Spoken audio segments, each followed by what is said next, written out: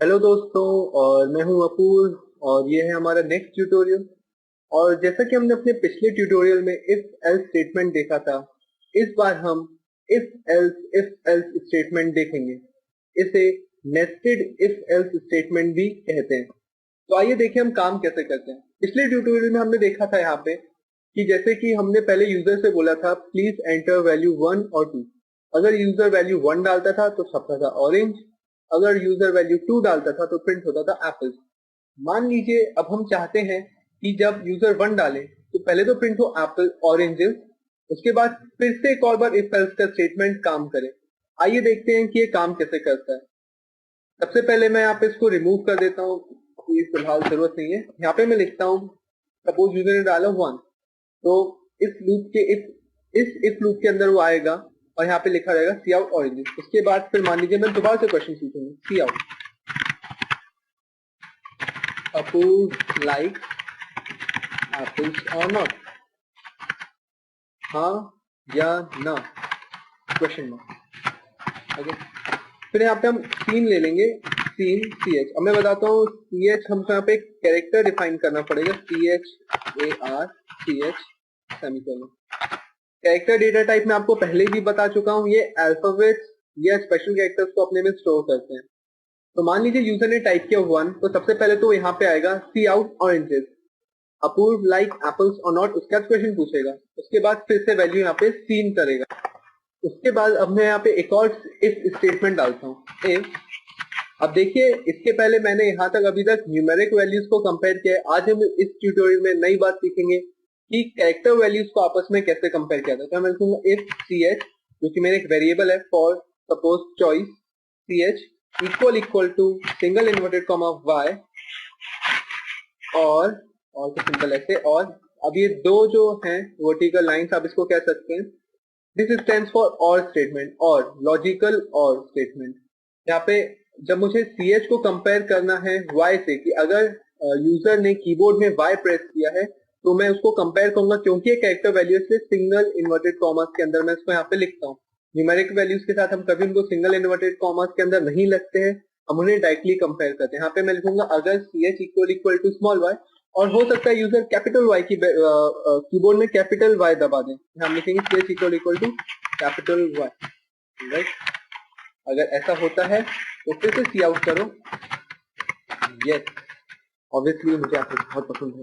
हाँ, नई लाइन में एंड यहाँ पे मैंने सेमीकोलन। उसी के बाद मैं यहाँ पे फिर से लिखता हूँ, आप देख सकते हैं कि इफ स्टेटमेंट भी ये काम करेगा और यहाँ पे एक और यहाँ पे ये कर्ली ब्रैकेट क्लोज हो जाएगा। तो ये देख सकते हैं ये वाले स्टेटमेंट जो है ये इफ स्टेटमेंट के अंदर है, इस वाले इफ स्टेटमेंट के अंदर है। मींस ये वाला जो इफ स्टेटमेंट है ये इसके अंदर नेस्टेड है। और अगर मान लीजिए यूजर यस प्रेस नहीं करता है, इसको लगता है कि मुझे एप्पल्स पसंद नहीं है, तो फिर एक और एल्स फिर से सी out no you wrote the wrong sorry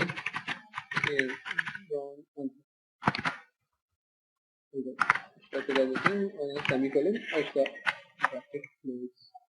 तो आप देख सकते हैं ये जो इफ एल्स स्टेटमेंट है ये इस वाले इफ के अंदर ही आते हैं या फिर इसके अंदर ही नेस्टेड है। और यहाँ पे हम अभी इस वाले फिलहाल एल्स को हटा देते हैं। और सिमिलरली हम ये पूरा काम एप्पल्स के लिए भी कर सकते हैं, जैसे कि ऑरेंजेस के लिए क्या है, तो इसको यहाँ से यहाँ तक मैं कॉपी कर लेता हूँ और इसको पहले मैं इसमें डाल देता हूँ और इसके अंदर हम इसको पेस्ट कर देते हैं, राइट। ऑरेंजेस की जरूरत नहीं है, यहाँ पे मुझे oranges like apples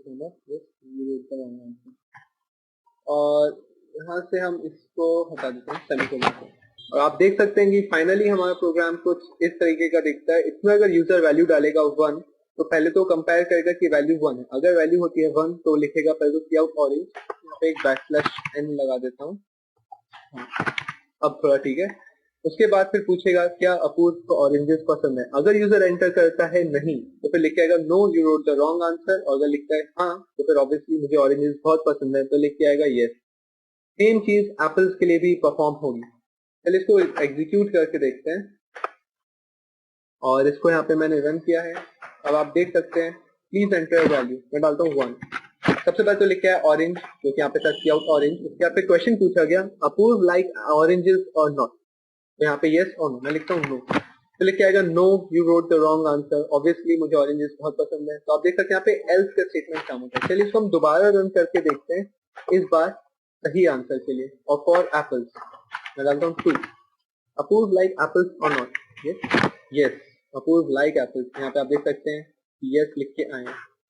so basically आप देख सकते हैं कि हमारा इफ एल्स स्टेटमेंट या फिर नेस्टेड इफ एल्स स्टेटमेंट कैसे काम करता है।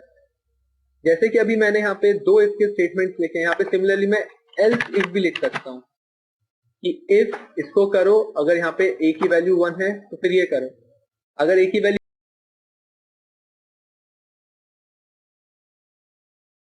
वैल्यू 2 है तो फिर ये करो। हम इस तरह से भी इसको लिख सकते हैं। चलिए इसको एग्जीक्यूट करके देखते हैं हम,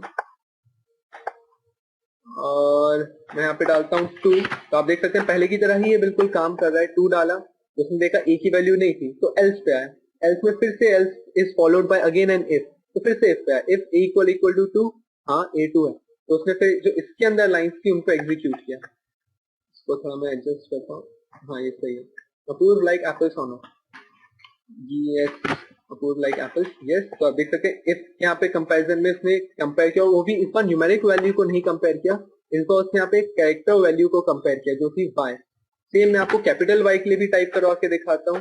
अभी मैंने स्मॉल y इनपुट दिया था, मैं इसको कैपिटल Y के लिए भी इनपुट करा के दिखाता हूँ। Please enter value suppose 2, Apoorv like apples or not. इस बार देखिए मैंने यहाँ पे कैपिटल Y एंटर किया है और फिर भी ये काम कर रहा है। ऐसा क्यों हुआ? क्योंकि यहाँ पे मैंने कंडीशन दी थी if ch equal to small y or ch equal to capital Y, तो चाहे यूजर कैपिटल Y डाले या स्मॉल y डाले, वो कंपैरिजन स्टेटमेंट यहाँ पे इफ का अभी भी काम करेगा। सो इस ट्यूटोरियल में हमने देखा कि नेस्टेड इफ एल्स कैसे काम करता है, इफ के बाद एल्स इफ कैसे काम करता है। तो जुड़े रहिए मेरे नेक्स्ट लेक्चर में।